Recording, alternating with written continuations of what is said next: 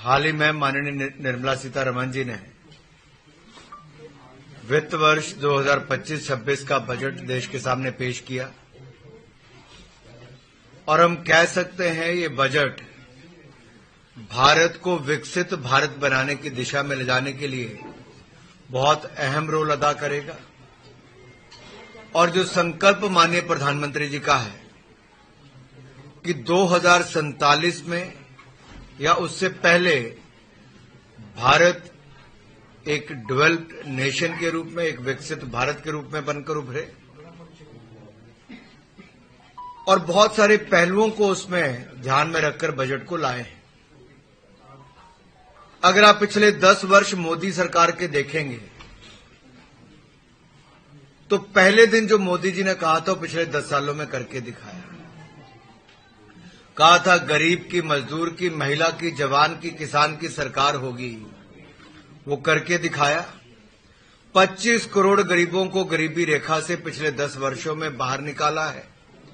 12 करोड़ जहां एक और रसोई गैस के सिलेंडर दिए, 13 करोड़ घरों को नल से जल दिया, 4 करोड़ पक्के मकान बनाए और 60 करोड़ लोगों को मुफ्त में इलाज दिया, 80 करोड़ लोगों को अनाज दिया।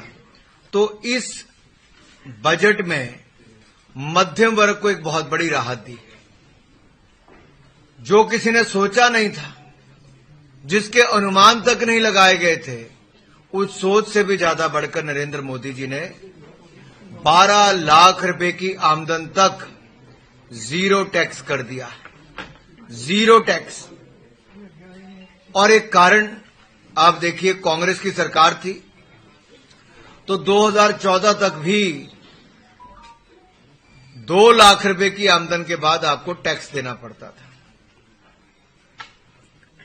लेकिन पिछले 10 सालों में 2 लाख से बढ़ा के 7 लाख तक लाए और 7 लाख से सीधा 12 लाख तक लाके जीरो टैक्स कर दिया।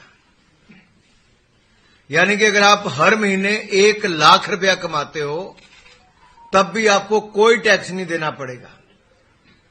हमें दुनिया के बहुत सारे देशों में जाने का अवसर मिलता है, वहां कितना ज्यादा टैक्स लगता है, और भारत में मध्यम वर्ग को बहुत बड़ी राहत दी है। इसके साथ साथ मान लीजिए आपको किराया मिलता है तो उस पर भी टीडीएस जब कटता था तो लगभग 2.5 लाख रुपए पे कटना शुरू हो जाता, अब 6 लाख तक उस पर नहीं कटेगा। हमारे वरिष्ठ जनों के लिए 50,000 रुपए की बजाय अब 1 लाख रुपए तक उनकी जो ब्याज की आमदन है वहां तक कर दिया है।